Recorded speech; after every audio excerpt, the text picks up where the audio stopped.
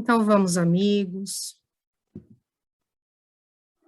vamos elevar os nossos pensamentos, vamos acalmar os corações, para que possamos receber do alto a paz, o equilíbrio, a tranquilidade que tanto buscamos e que tanto precisamos. Senhor Jesus, divino amigo, divino mestre, benfeitor, nos reunimos, Senhor, nesta noite, entre amigos, familiares, para o estudo do Teu Evangelho. Buscamos, Senhor, aprender, porque sabemos que temos um longo caminho a trilhar. Um caminho de aprendizado, um caminho de crescimento, um caminho de transformação interior. E sabemos, Mestre, que não podemos fazer sozinhos esta caminhada. Precisamos de amparo, precisamos de socorro, precisamos, Senhor, da Tua presença em nossas vidas. Precisamos, Mestre, da presença benfeitora destes amigos espirituais que nos acompanham, amigos que envolvem cada um de nós, que tentam nos ajudar através da intuição, e sabemos que precisamos nos abrir, que precisamos estar em contato com eles. Ajuda-nos, Senhor, a fazermos esse caminho. Ajuda-nos, Senhor, a permanecer contigo, que possamos todos juntos, nesta noite, aprender sobre o Teu Evangelho,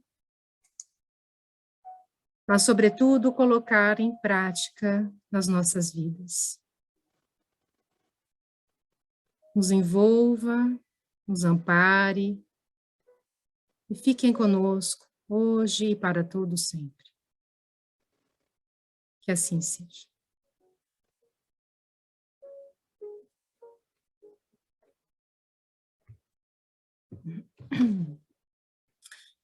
Bom, vou colocar aqui o nosso texto.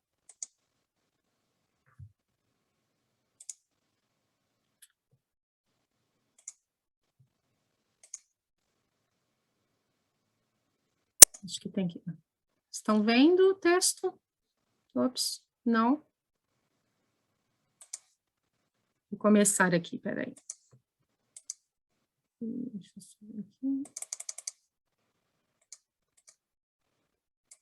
Então, vamos lá.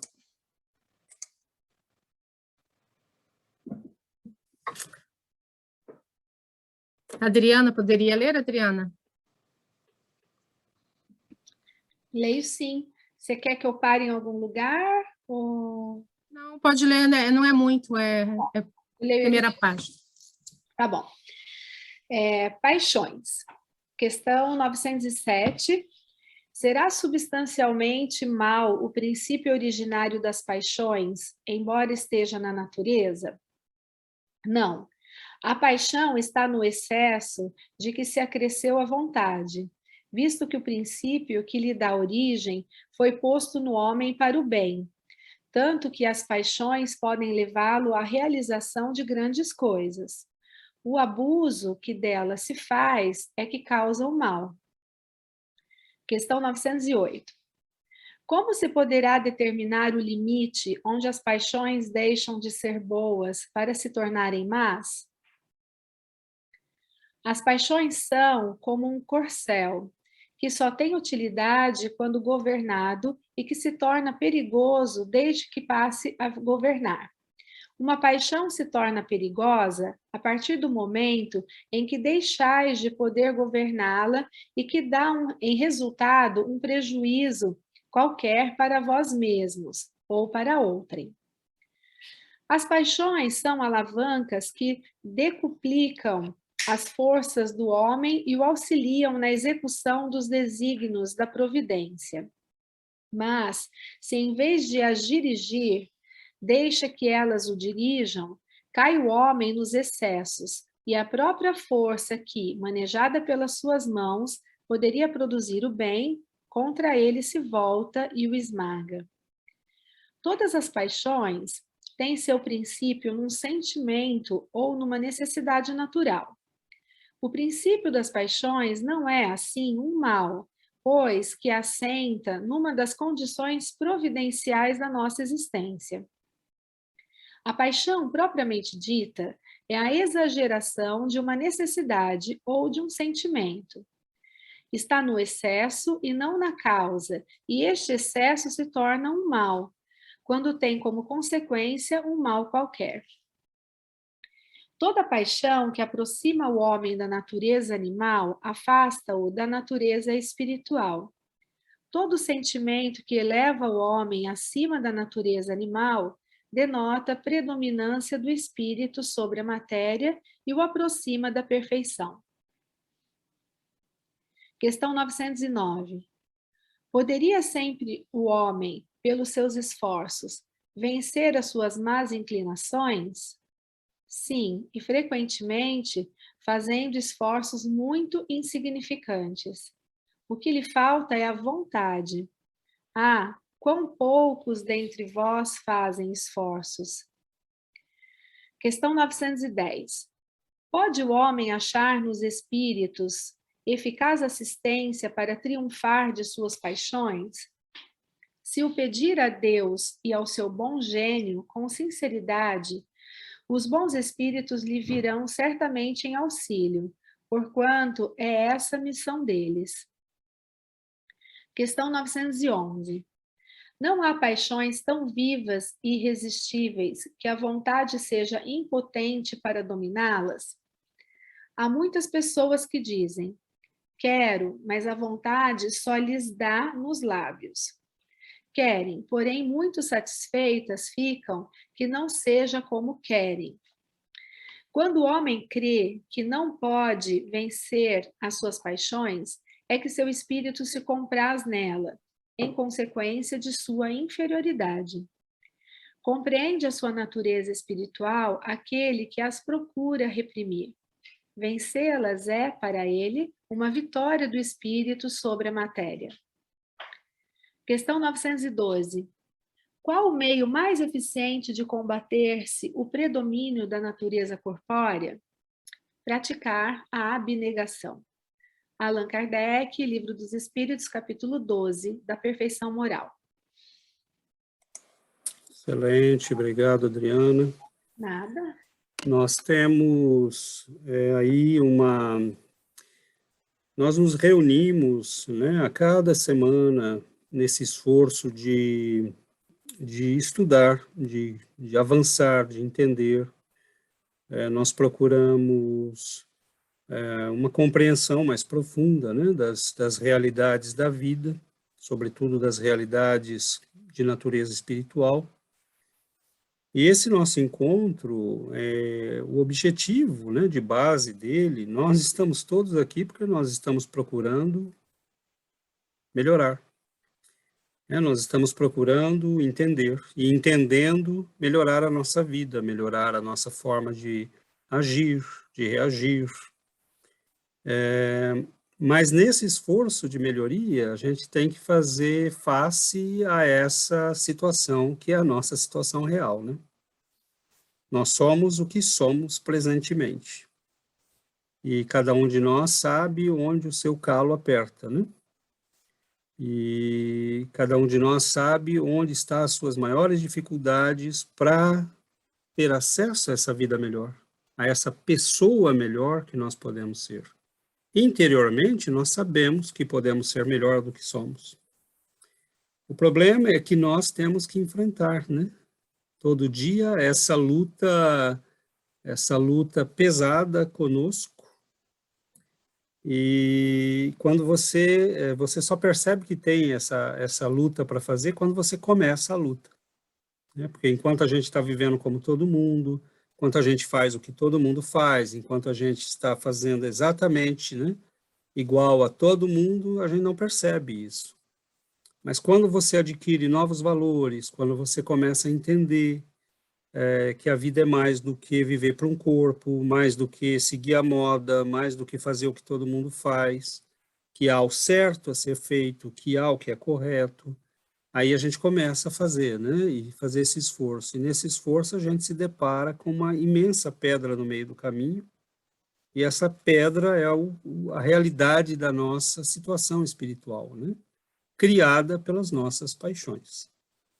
Então, de início, a gente poderia dizer que as nossas paixões nada mais são do que os excessos que nós fizemos e que nos levaram a desregular, a bagunçar a nossa energia psíquica, o nosso equilíbrio psíquico, a nossa situação moral, a nossa evolução.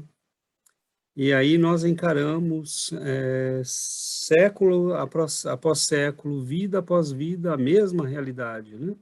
De ter que lidar com esses excessos. Finalizaria, né? Porque tem muita coisa nessa lição e valeria aí um estudo de um mês, né? E a gente não acabaria, mas finalizaria dizendo que as paixões têm uma natureza viciosa, né? Então, nós já não estamos mais na condição daqueles nossos irmãos que andam pelas ruas de Toronto, ou de São Paulo, ou de Vancouver, né?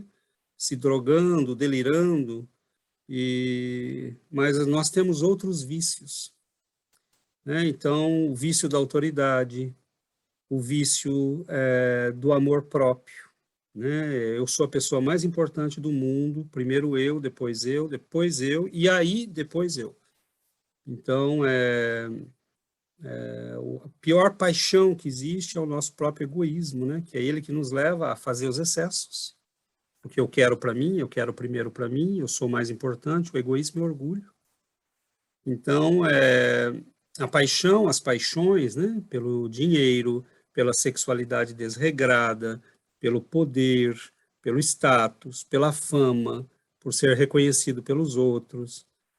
Todas essas paixões, elas nascem de necessidades naturais.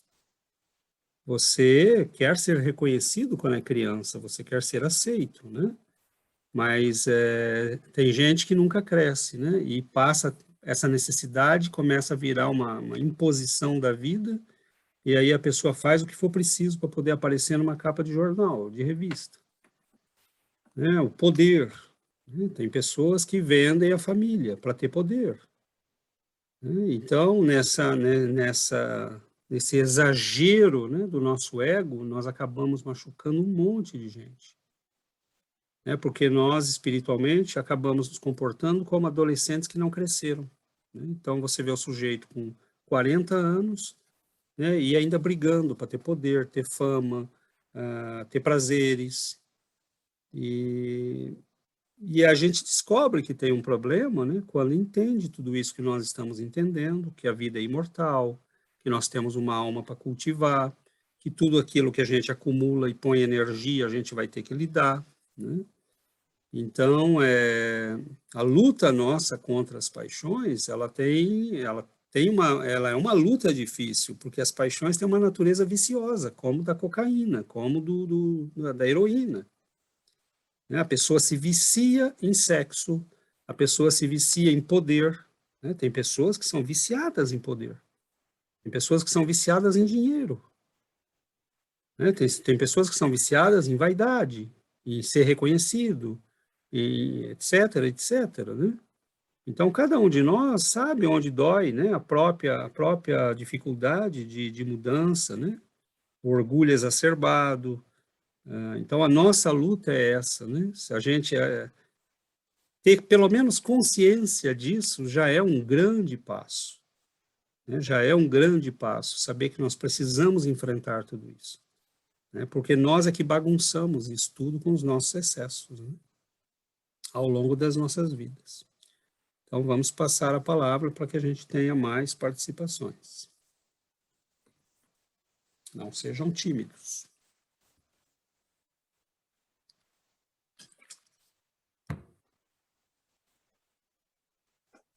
Eu acho que as paixões, elas são um problema. A Yuri ia falar, Yuri? Não? Pois. As paixões, acho que são um problema, e quando elas estão desgovernadas, né? Como ele diz no texto, são como um cavalo, um corcel desgovernado, quando a gente não tem controle sobre elas, né? Mas, na verdade, se as paixões, elas não são más, né? Elas, é o contrário, elas nos dão força, nos impulsionam a avançar, a crescer, mas elas precisam estar sob o nosso controle, né? Porque a força de crescer, de progredir, de avançar, vem da mesma fonte dessas paixões. Então, acho que está no controle dessas paixões o segredo, né? A gente vive nesse mundo, a gente tem coisas para fazer nesse mundo, mas a gente, como Jesus disse, a gente tem que viver nesse mundo sem ser desse mundo. Então, nós temos deveres a cumprir neste mundo, temos que trabalhar, temos que nos sustentar, temos que pagar as contas, a gente tem as obrigações do mundo, mas nós não podemos nos esquecer das nossas obrigações espirituais. Eu acho que nisso que cabe, né, a última pergunta do texto, né, como que a gente combate, né, essas paixões? É pela abnegação, né? E o que é a abnegação? A abnegação é esse controle, né, da gente esquecer um pouco de nós mesmos, das nossas paixões e viver, né, não viver para o espírito, viver para a alma. Emmanuel, ele define a abnegação como o sacrifício pela felicidade alheia, né? A abnegação é o sacrifício pela felicidade alheia. Então, quando a gente passa a esquecer um pouco de nós mesmos e quando a gente passa a pensar um pouco nos outros, né? Nas pessoas que vivem conosco, no trabalho, na família. Então, quando a gente esquece um pouco de nós mesmos e trabalha e faz algo de bom para fazer a felicidade de outras pessoas sem interesse próprio, então nós estamos passando a viver, né, a esquecer um pouco de nós e a cultivar a alma, né? Então, acho que o trabalho da abnegação é algo muito, muito difícil, porque nós estamos acostumados ao ritmo da vida, levantarmos de manhã e irmos para o trabalho, e o trabalho nos remunera, né? Então, o que a gente faz como obrigação no mundo nos remunera, mas a gente tem que ir além disso. E indo além disso, quando a gente passa a ver nos outros oportunidades de crescimento, nós estamos abnegando a nós mesmos, né? E isso faz o nosso crescimento espiritual. Bom. Yuri, ia falar alguma coisa, Yuri? Yo estaba pensando mucho en este tema porque como todos tengo tendencias que quiero trabajar. Entonces, pienso que es fundamental conocerse a uno mismo, hacer un estudio de nuestras propias tendencias, nuestros impulsos, porque si no conocemos estas pasiones, ¿cómo podemos trabajar sobre eso? ¿No? Y pensaba mucho en la aceptación, que es como el punto de partida para la transformación, aceptar que estamos pasando, estamos excediendo, ¿no? Entonces, como la aceptación es importante. Y también estaba pensando que los excesos muchas veces vienen de un vacío emocional, ¿no? Un vacío muchas veces nos sentimos mal y vamos y comemos, nos sentimos mal y nos estresamos y necesitamos comida. Entonces, ¿cómo es el abandono de nosotros mismos cuando nos excedemos, nos hacemos tanto daño? Então, isso. Excelente, Yuri. Você tocou aí em várias coisas, na verdade, que a gente teria que parar, né, para tratar cada uma, né? Eu me permito rapidamente fazer isso para passar a palavra adiante. Primeiro, eu voltaria lá atrás ainda, né, no que a Giovana falou. As paixões, elas são forças, né, que estão à nossa disposição. E é, na verdade, o fato de que nós somos seres divinos, nós somos filhos de Deus, e nós somos filhos de um Pai poderoso. Então, esse poder está em nós, né? E quando nós descobrimos que temos esse poder, nós começamos a exagerar, porque aí a gente tem livre-arbítrio, né? Nosso Pai não nos criou como as pedras ou como os animais, né? Que os instintos controlam. Ele vai fazer sexo quando chegou a hora, né? A natureza dispara e para o processo, né? Ele vai comer quando tem fome. Você pode pôr lá 30 quilos, ele come o que ele precisa e ele para. Nós descobrimos o excesso que vem com o livre-arbítrio, né? Então, essa desregulagem que nós fizemos em nós mesmos, né, que bagunçou tudo, acaba nos levando para longe de Deus, né? E aí vem a natureza viciosa, Yuri, que você falou, desse vazio que nós temos. Porque como nós aprendemos a sacrificar o espírito pela matéria, eu tenho um prazer imediato agora. Mas é o que Jesus fala para a mulher samaritana, né?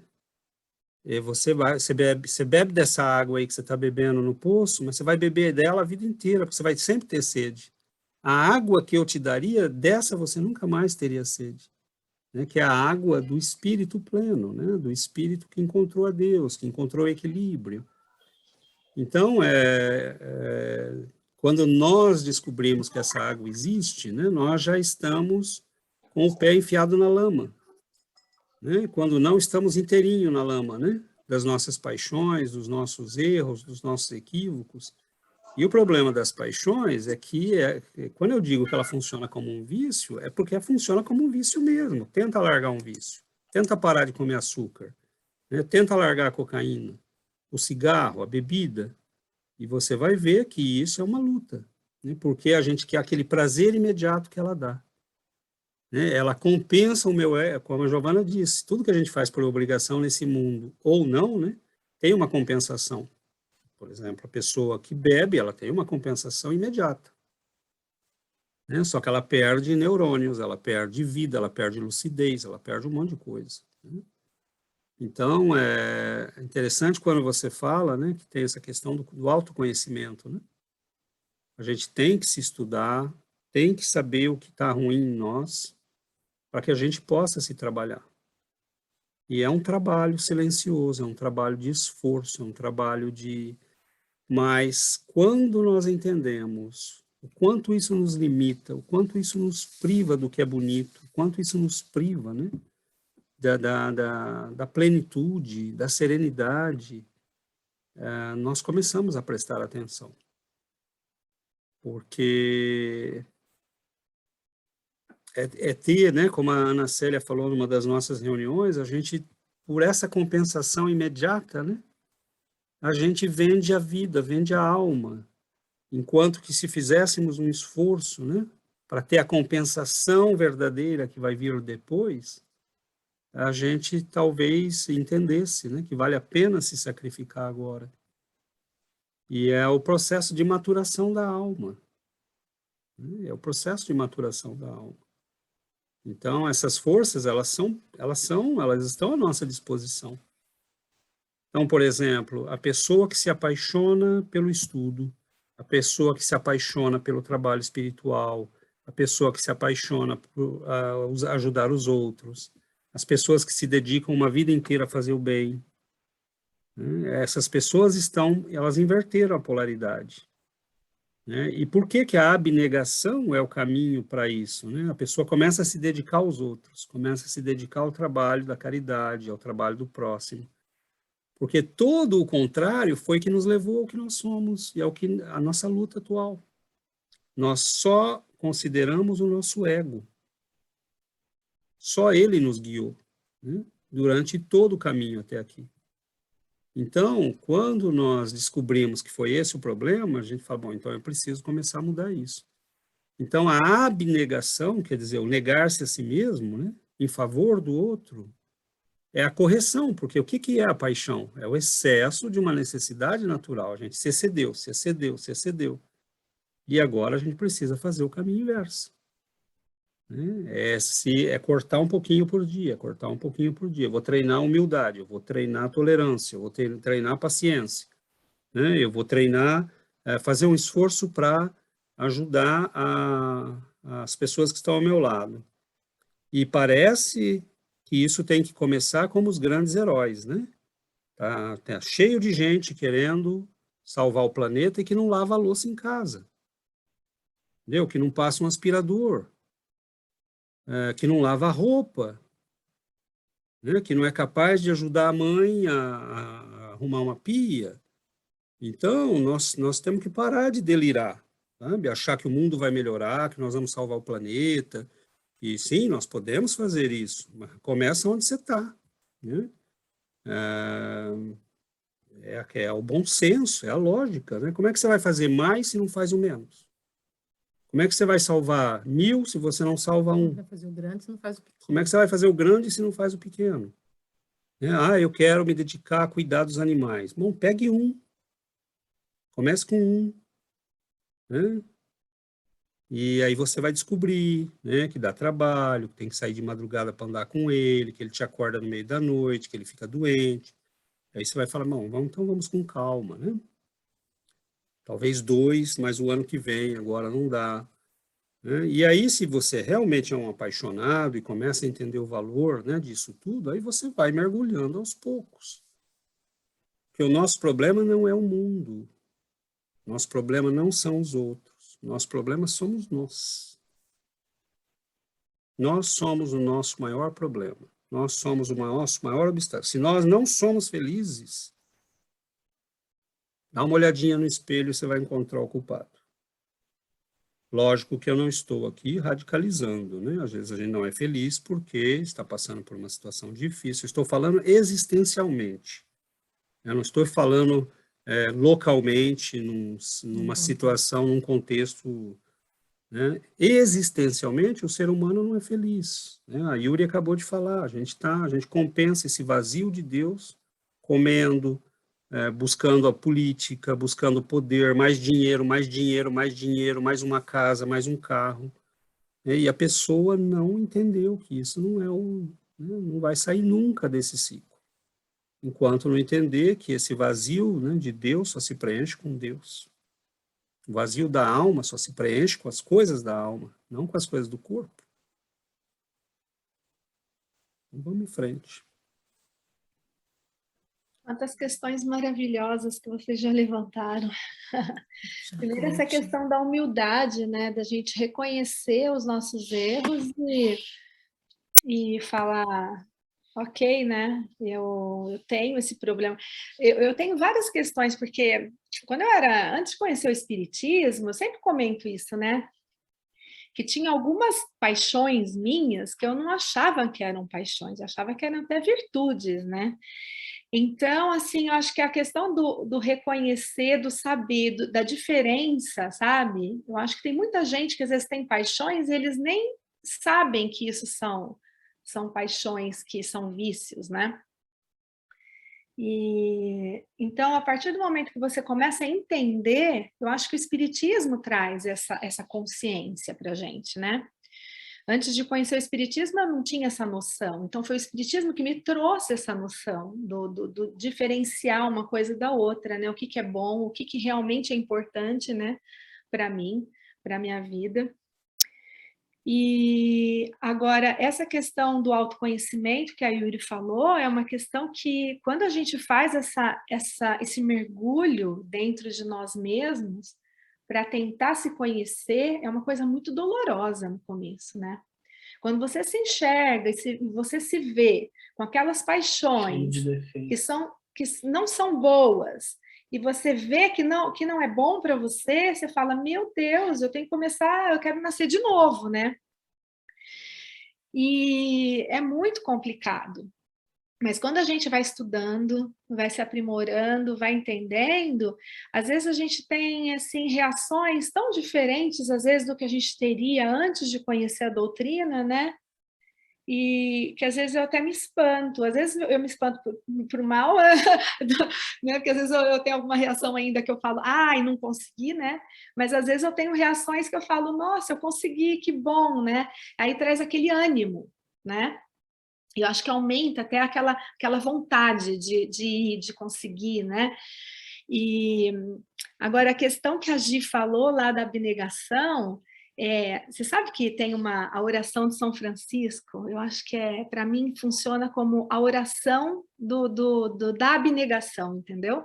Porque aquela parte lá que ele sempre fala, né? Ó mestre, fazer que eu procure mais, consolar que ser consolado, né? Compreender que ser compreendido, né?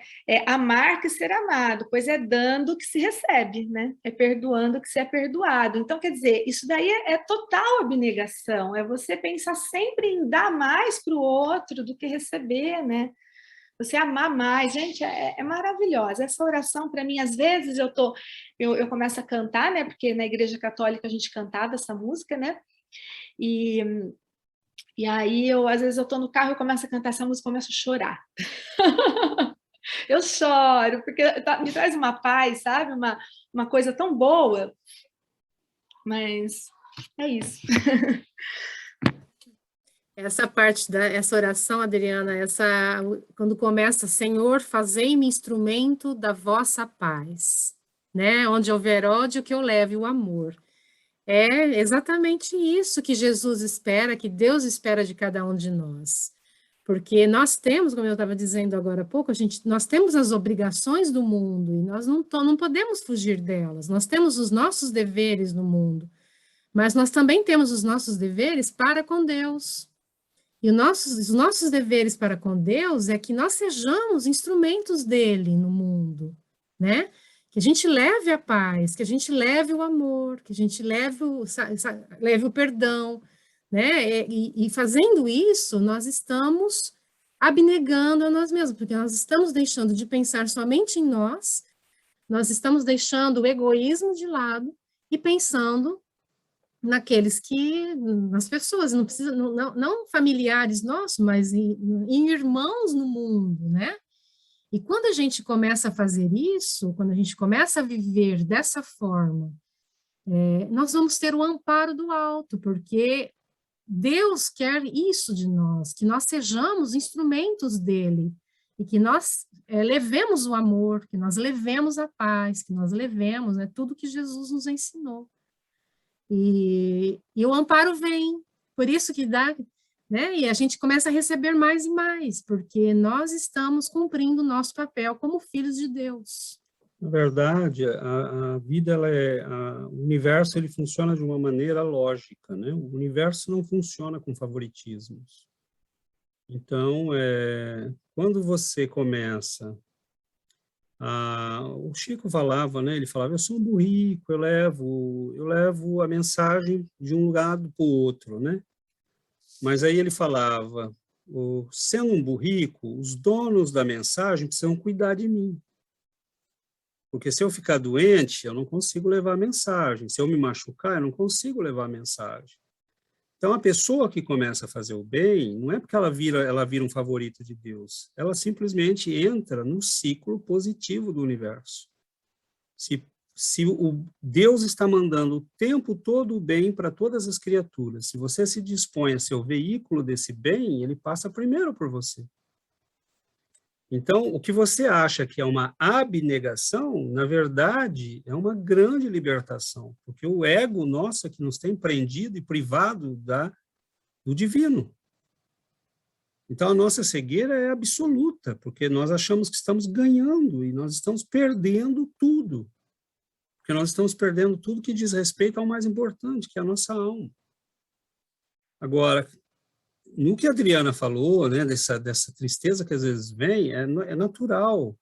E às vezes esse choque de realidade, quanto mais intenso ele for, e a gente vai ler isso na tradição espiritual mesmo, dos grandes santos, né?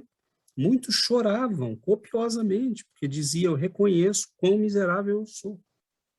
E a gente acha que falar é exagero isso. Não, é a alma que é capaz já de se ver, de olhar para si mesma, de perceber a distância que ela está das coisas divinas. Mas é interessante que, ao mesmo tempo, tem que haver uma aceitação, porque aí, Adriana, entra aquilo que você destacou também, a aceitação da humildade. Por ora, Senhor, eu sou o que eu sou. Eu não quero mais ser isso. Eu preciso ser melhor que isso.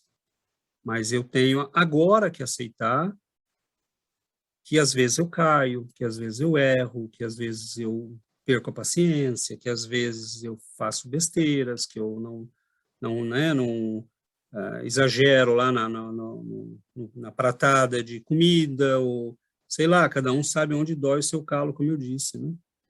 Então, às vezes a gente tem também que ter a humildade, né? Porque quando você reconhece, Jesus falava, né? Eu vim para os que são doentes. Né? Os sãos não precisam, né? Como se houvesse sãos, né, nesse planeta. Eu vim para os que estão doentes. E por que Jesus falou isso, né? Sabendo ele que todos somos doentes. A questão não é o que Jesus sabe. A questão é se nós sabemos que nós somos doentes. Eu vim para aqueles que são doentes, mas você sabe que é doente? Você acha ainda que é o tal? Porque o nosso problema é esse, a gente acha que é o tal. Né? Está por cima da carne seca, e não está. Né?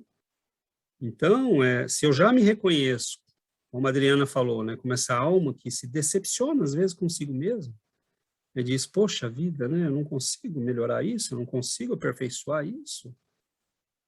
Mas esse reconhecer é dizer, Senhor, eu sou um desses doentes para quem o Senhor veio. Então, eu vou bater na sua porta porque eu preciso de ajuda, eu preciso de remédio. Então, a gente aí vai começar a curar a nossa alma. Mas é muito bonito quando a gente entra no ciclo do bem, né? Muito bonito quando a gente entra no ciclo do bem. Porque aí é como se a gente fosse parte dessa riqueza, né? A gente tem que até tomar cuidado, porque a gente começa a achar que ela é nossa. Começa a acontecer tanta coisa boa e bonita, a gente começa a achar que é a gente. Lógico que é um pouquinho a gente, né?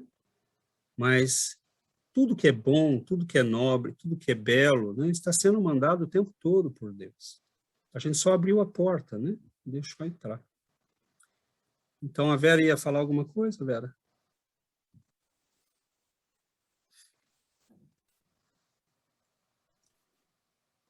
Eu não sei se está bem dentro disso, mas eu acho que, na verdade, a gente é o co-criador do universo, né?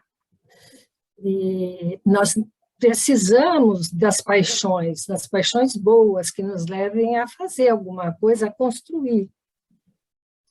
E lógico que a gente não está sabendo dominar ainda, mas eu acho que até no próprio trabalho a gente escolhe uma profissão. Normalmente é aquela que a gente se identifica mais. Então, fazendo essa profissão com amor, né, com abdicação mesmo, né, que visando o nosso trabalho, aquilo que a gente vai beneficiar com o nosso trabalho, que nós vamos contribuir com isso, né, que é importante, né? Acho que daí entra o amor e a fazer com paixão, boa, né, Vera?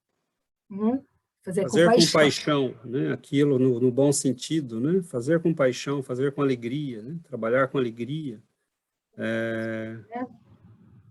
Parar de ver a vida como um peso, né? A vida não é um peso, a vida é um privilégio, a vida é um dom de Deus, o trabalho é um dom de Deus, né? Duro é estar paralisado em cima de uma cama e dependendo das pessoas, até para tomar um banho e comer, né? Duro é você ter 3 filhos psicóticos, e aí a gente poderia, né, começar a enumerar os casos terríveis que estão por aí. Né? Então, a vida é um privilégio e viver com essa alegria que a Vera está falando, né? A gente tem exemplos, né, dessa paixão pelo bem, dessa paixão pelas coisas boas, né? Lembro de uma historinha que eu vi esses dias, o Chico, ele chegava às vezes na hora do almoço, pedia, tinha um senhor que ajudava ele lá na casa, né? Acho que alguém ajudou para dar conta, porque às vezes paravam 20 pessoas na casa do Chico e queriam almoçar lá, né? Porque não queriam ir embora, queriam ficar perto dele. Aí alguém deu um jeito lá de colocar um senhor, o seu Benedito, que cozinhava lá, ajudava ele, né? E às vezes ele chegava na hora do almoço, do trabalho, e falava, você fez aquele franguinho que eu te pedi, né? Bem macio, que eu tô ajudando um doente e ele precisa que seja bem macio, porque ele está bem fraquinho. E aí foi 1 dia, 2 dias, 3 dias, aí o seu Benedito ficou encucado, né? Falou, que doente é esse, né? E foi atrás um dia do Chico. Né? Foi andando atrás dele, ele entrou, atravessou lá um matagal e foi entrando naquele matagal. E aí o seu Benedito disse que foi indo, chegou lá, ele estava cuidando de um cachorro que estava doente e machucado. Então, sabe, se o seu Benedito não tivesse visto, quantos, né? Quantos desses o Chico ajudou nas madrugadas frias lá de Pedro Leopoldo, né? Então, a gente está falando, eu quero ajudar, né? Mas a gente está achando que vai vir até a nossa porta, ou que, né, alguém vai vir e pôr no jornal para que a gente fique feliz e apareça para Deus. Né? Então, não vai. Se a gente quer ajudar, tem que se mexer, sair da cadeira, né? E vir e participar e perguntar o que está acontecendo, onde é que eu posso ajudar, como é que eu me implico, né? Onde eu posso fazer.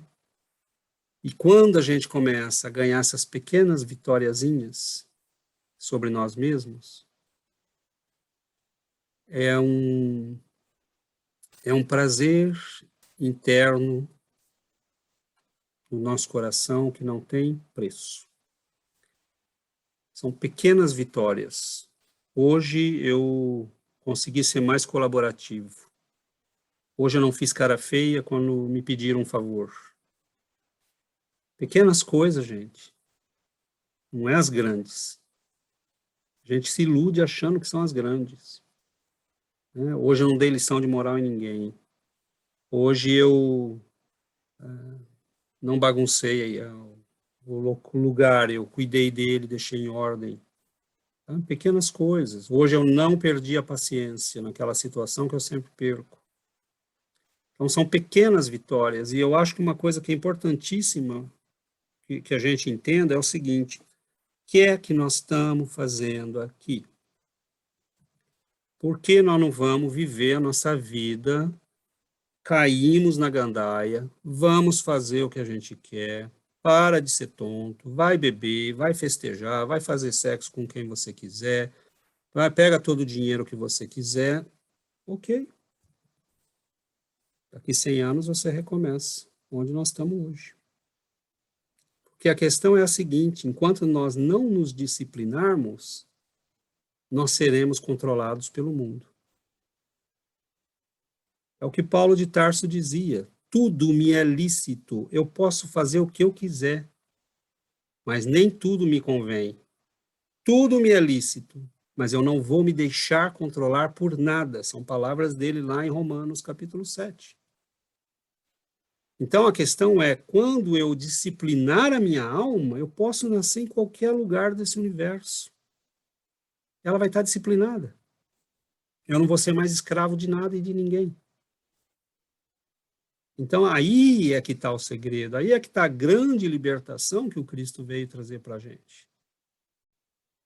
E, às vezes, a gente acha que está sofrendo, às vezes a gente acha que está passando um período difícil, Eu falo especificamente no caso das lutas contra as nossas paixões, obviamente, né? Se você está passando por uma cirurgia, se você perdeu um ente querido, é óbvio que você está passando uma coisa difícil. Estou falando na questão das nossas lutas interiores. Às vezes a gente acha que está sofrendo. Na verdade, tem fases da nossa vida que é uma bênção nós estarmos sofrendo, porque antes nós estaríamos fazendo os outros sofrerem, pelo nosso egoísmo, pelo nosso orgulho, e é uma bênção, porque tem coisas que começam a ser problemáticas na nossa vida, porque nós estamos melhorando. E a tendência do mundo e das pessoas é continuarem o que elas são. E o Chico dizia, eu continuo sendo eu deixo as pessoas serem o que elas são para que eu possa continuar sendo quem eu sou. Continuar o meu caminho. Então, nós não vamos conseguir arrastar a plateia toda. Né? E há fases da nossa vida que são fases de rompimento, são fases de mudança, são fases de trocar amigos, porque a gente não quer mais cair na gandaia, a gente não quer mais aquela conversa chata, a gente não quer mais falar mal de ninguém, a gente quer estar com gente que estuda, que lê, que fala de coisas boas. Então, há fases de rompimento, mas é ruim? Parece ruim, mas não é ruim. Porque há momentos que é melhor mesmo, né? A gente seguir em frente e seguir o nosso caminho. Né? Então, é libertação. A gente, às vezes, tem que aproveitar as fases duras e de sofrimento para dizer, peraí, isso é realmente um sofrimento ou está vindo solução aí que eu não vi? Né? E confiar. Né? Porque nessas lutas interiores nossas, sim, nós vamos enfrentar situações difíceis. Né? Mas só estamos enfrentando porque a gente resolveu andar na direção certa, né? E aí, quando você vai andando de volta para casa, você vai encontrando os espinhos, as pedras que você lançou pelo caminho. Mas vamos abrir.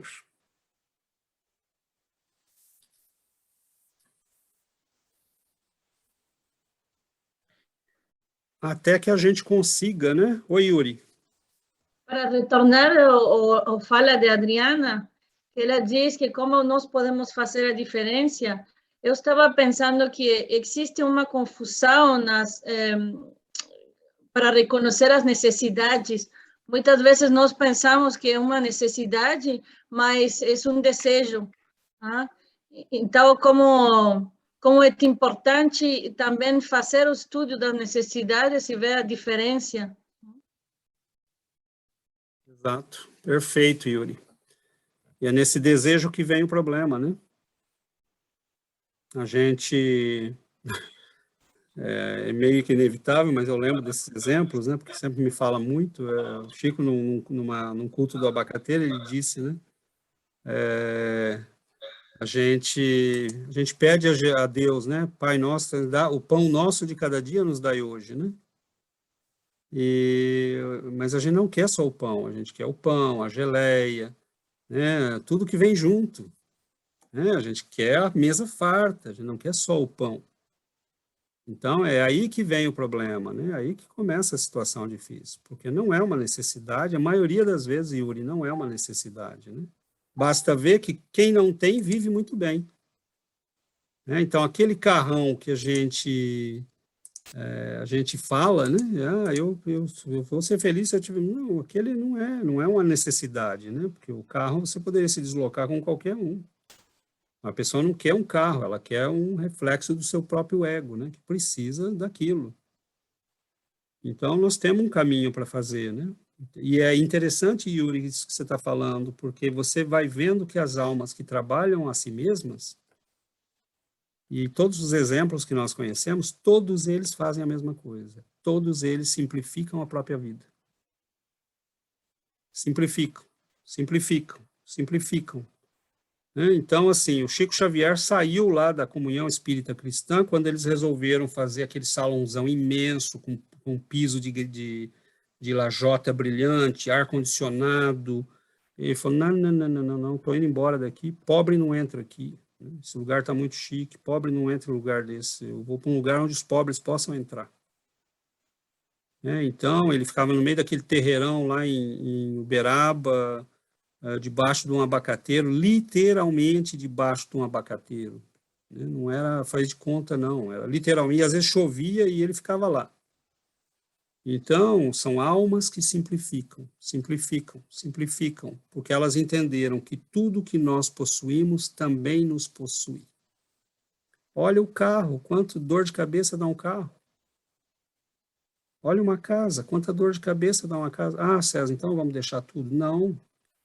Né? Jesus disse, dai a César o que é de César, a Deus o que é de Deus. Então, não tem jeito, nós estamos nesse mundo, como a Giovana disse, você tem que pagar as contas, pagar imposto, trabalhar em supermercado, mas simplificar.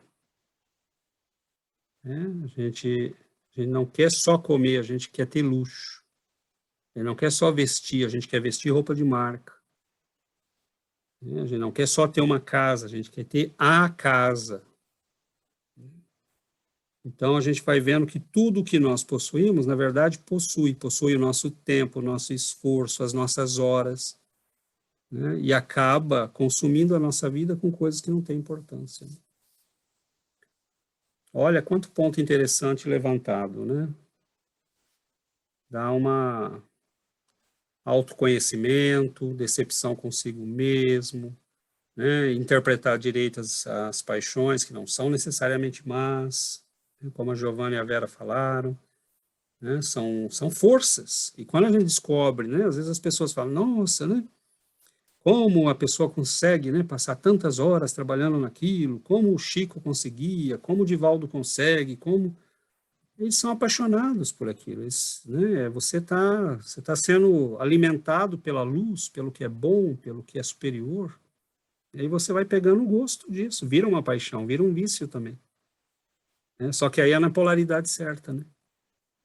Como vir aqui de sexta estudar, né? Vir é uma alegria a gente vir na sexta para estudar, vir no domingo para estudar. Cada dia de prece é uma alegria, porque a gente faz prece todo dia. Então, a gente sai do trabalho doido para vir para o estudo. É uma alegria, porque isso contagia também, né? Exato. Então, enquanto está muita gente indo para restaurante, indo para balada, e numa sexta-noite nós estamos aqui. E isso traz uma alegria na alma, né? E é um tipo de alegria que nós não vamos encontrar no bar mais próximo. Né? Não existe, não tem. Onde é que nós vamos encontrar essa alegria? A alegria de cultivar a própria alma, de cultivar o que é divino. Né? Então, são nesses momentos, né, que a gente abre espaço para que os nossos anjos da guarda possam se aproximar, para que a gente possa sentir a presença do que é bom, né, para que a gente possa ter a intuição. E é gozado que às vezes eu falo com a minha filha, né? Às vezes ela fala assim, ainda não é hora para mim.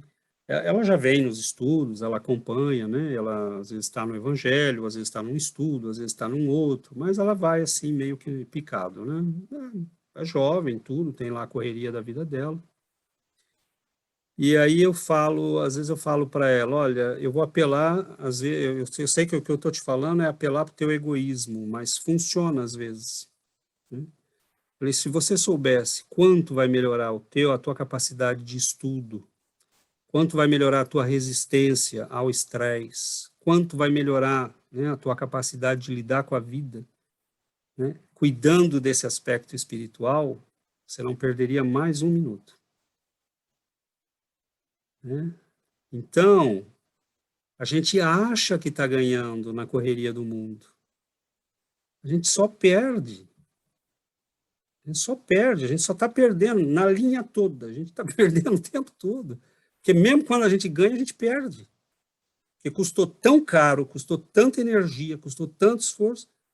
E quando você está no bem, no estudo, no que é bom, as coisas vão fluindo, você vai vendo as soluções, você vai tendo lucidez, você não entra em enrascada, você percebe quem não é bom, porque você está aberto porque é bom. E a vida vai fluindo. Então, a hora que a gente percebe isso, é lógico que a gente não quer largar, né? Porque vira também uma paixão, vira você estar sentindo o tempo todo essa coisa boa na tua vida. Né? E tenhamos paciência com quem ainda não percebeu, né? Oi, Ana. Não sei se vocês conseguem me ouvir. Sim, Ana, pode falar. Não, eu li hoje uma frase e me lembrei agora que ilustra bem isso que você está falando, César. Que diz assim: cuida bem das coisas que o dinheiro não compra, pois são elas que te deixam rico. Exatamente. Achei bem bonito. Exatamente. Porque a riqueza é isso, né? Riqueza não é ter uma conta com milhões, riqueza é você ter paixão pela vida, estar feliz, estar, né, implicado em coisas boas, fazendo o que é bom, cuidando da alma, cuidando da vida das pessoas, né? E o que adianta ter milhões, né? E ser um infeliz? Né? Você pega aí esses... Madre Teresa não tinha um gato para puxar para o rabo, né? Não sei se vocês conhecem essa expressão lá no interior de São Paulo. Um gato para puxar para o rabo, isso é pobreza extrema, né? Você não tem um gato para puxar para o rabo. Pelo rabo. Mas ela alimentou milhões de pessoas. Ela alimentou milhões de pessoas, não tendo nada. Como é que você explica? Né? Uma pessoa que não tem nada ter alimentado milhões de pessoas e salva a vida de milhões de pessoas e dado saúde para milhões de pessoas. Então, assim, em algum ponto a gente tem que entender, né, que a vida é abundância, que a vida é riqueza, que ser pobre ou ser rico não faz a menor diferença. O que faz diferença é a cabeça, é o que você tem como percepção, né? Tem gente que nunca vai estar satisfeito, né? Você pode dar 1 milhão, 2 milhões, 3 milhões, ele vai achar, vai continuar. É um barato. Eu tenho alguns amigos, e até gente da minha família, né? Você fala, e aí, como é que tá? Ah, tá difícil, né? E já está na 5ª casa, na 3ª empresa, né? Tá difícil, a vida tá tão dura, né? Você tá bem, hein? Você tá lá no Canadá, hein? Você tá bem. E eu falo, tô muito bem. Tô muito bem. Eu sou uma pessoa rica. Sou muito rico. Então, e a pessoa que se morda, né? E coma os dedos, se quiser. Porque felicidade é isso, né? Felicidade é você viver bem com o pouco que você tem ou com o muito que você tem. Felicidade é um estado de espírito, né? De quem está integrado na vida, de quem está aprendendo, de quem tem humildade para saber que não sabe. Né? O que é que sabemos nós? O que temos nós? A gente já entendeu que tudo é empréstimo. Né? O que eu tenho é realmente meu.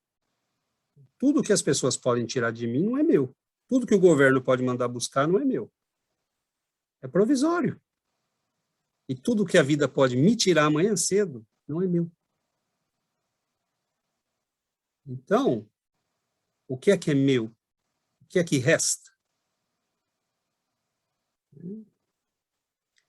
E é o que a Adriana falou lá atrás, né? A doutrina nos dá essa visão.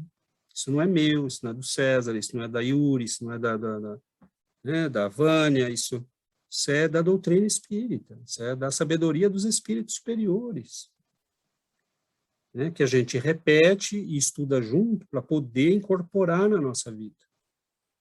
Né? Para que a gente possa caminhar aos poucos, né? Para mudar as coisas. Eu só vou ler aqui para vocês uma mensagem recebida em psicografia por uma pessoa do nosso grupo. E a mensagem fala assim: já vivemos em muitos mundos, inclusive em alguns mais sombrios que a Terra. Trazemos conosco uma bagagem enorme de nossas vivências anteriores. Somos viajores que vão buscando o aprimoramento de nosso ser.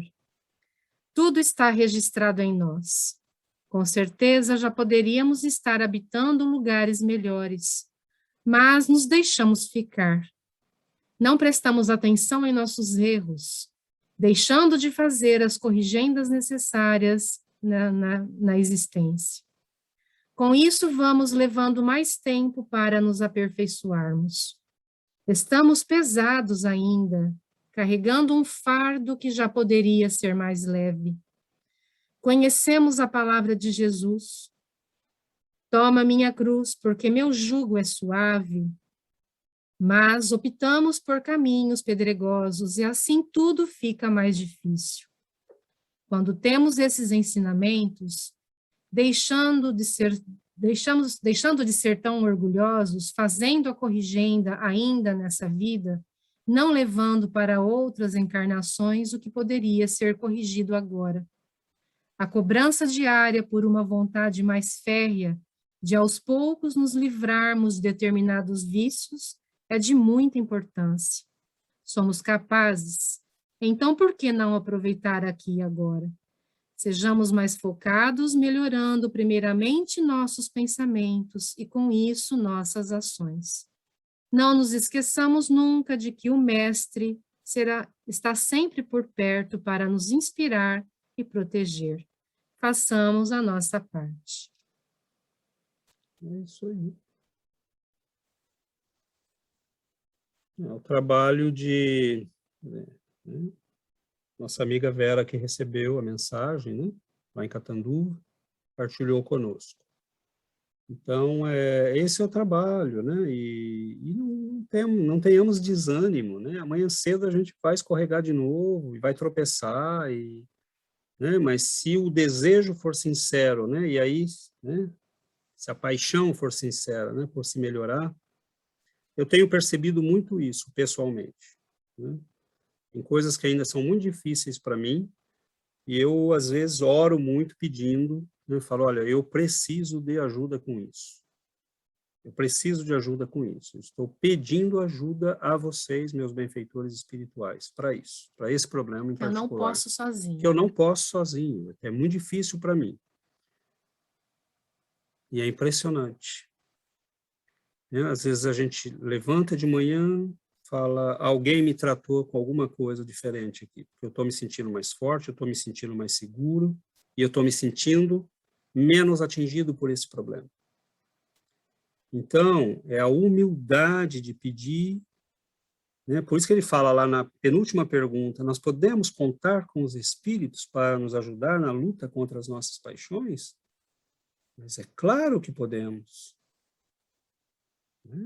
É claro que podemos e devemos. Agora, eles têm, né, quando eles percebem que a gente está fazendo um esforço, quando eles percebem que a gente está fazendo um esforço, a ajuda chega. A ajuda chega.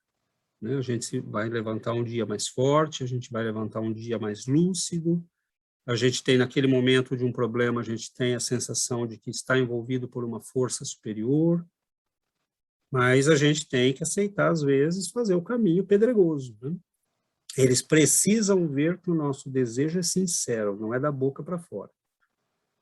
Né? E aí as coisas começam a fluir, né? Começam a melhorar. É um trabalho, né? Uma luta, É por isso que a gente gosta, né, de histórias... eu gostava mais no passado, né, mas a gente vê que muita gente gosta, né, de histórias como O Senhor dos Anéis, Nárnia, né, e outras dessas, né, fantásticas, porque, na verdade, elas retratam as lutas do nosso mundo interior. Né? O grande sujeito maldoso, né, lá do Senhor dos Anéis, é a nossa alma, nosso orgulho, nosso egoísmo, né? E o anãozinho pequenininho que vai resolver o problema todo, notem como é bonito, né, o símbolo. Né? O herói do filme é um anãozinho. Então, às vezes, né, a atitude, é a determinação, é a força, né, que vai te levar à vitória. Não é ser grande, não é ser... Né, é ser aquele que persiste, que dá um passo de cada vez, né, e quando não dá mais, o amigo te carrega, e quando o amigo não pode, você o carrega. Mas é esse o trabalho, né, e que nós temos né, entre nós, e nós temos os nossos benfeitores, né, o que a Giovana falou, a ajuda chega, nós não estamos sós, né. E as nossas pequenas vitórias vão aumentando, né? A gente vai vencendo um pouquinho por dia. Mas está muito bom. Esse é um assunto que, como vocês viram, me apaixona.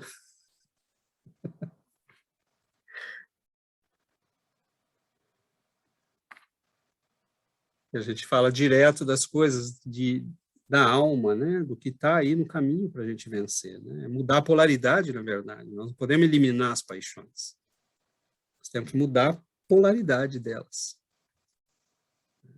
Não, elas não podem nos controlar. Somos nós quem as controlamos, né? Nós que temos que estar no controle. É só ver, né, gente? Por exemplo, quando ele fala do corcel, tem coisa mais bonita que um corcel? Né? Lindo, andando na pradaria, né? Forte, vigoroso, fazendo o que quer, mas serve para quê? Aquele burrinho que está puxando o arado, ele é útil. O corcel bonitão correndo no campo só serve a ele mesmo. Né? Então, é esse o segredo, né? E as paixões têm que ser dominadas, porque senão elas não produzem nada de útil, né? Mas muito bom, meus irmãos. Perdoem hoje aí a tagarelice excessiva.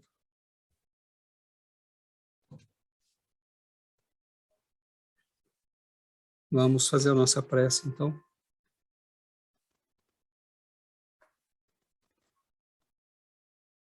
Senhor Jesus, nosso divino mestre, benfeitor, queridos amigos, queridos benfeitores da vida maior,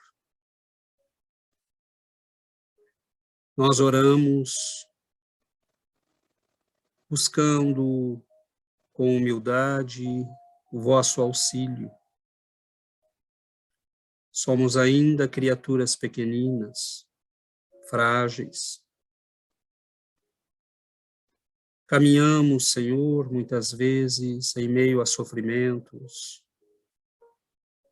que nos são necessários, mas que muitas vezes não compreendemos. Ajuda-nos, Senhor, a ver com clareza. Ajuda-nos, Senhor, a perceber que diante do amor de Deus, nenhum de nós está abandonado, nenhum de nós foi esquecido. Nós te pedimos, Senhor, que nos dê força, que nos dê coragem, que nos dê paciência para enfrentarmos as lutas, mas que nós possamos fazê-lo sem revolta, que nós possamos acolher, Senhor, o que a tua vontade decidir para nós, para as nossas vidas. Ajuda-nos, Senhor, a nos curvarmos, a termos humildade, a aprendermos. Nós te pedimos, Senhor, que esta água bendita do teu amor e da tua sabedoria possa nos trazer um pouco de alívio, de reconforto, de paz ao coração. Nós, para tudo aquilo, Senhor, que não podemos resolver, tudo aquilo que não podemos entender, tudo aquilo que nos afeta e não podemos controlar, nós entregamos nas tuas mãos e confiamos, Senhor, que a tua sabedoria poderá encaminhar aquilo que é o melhor para todos nós. Nós te agradecemos, Senhor, pela bondade, pela luz que cai sobre todos nós, pelo imenso amor destes seres queridos que em silêncio nos acompanham, esperando ser ouvidos, no silêncio, na oração, no estudo, que eles possam falar, Senhor, em teu nome e encontrar eco nas nossas almas. Abençoe as nossas vidas pequeninas, Senhor. Mas mesmo pequeninas, nós temos o privilégio de nos dirigirmos ao Senhor. Nós sabemos que o Senhor existe.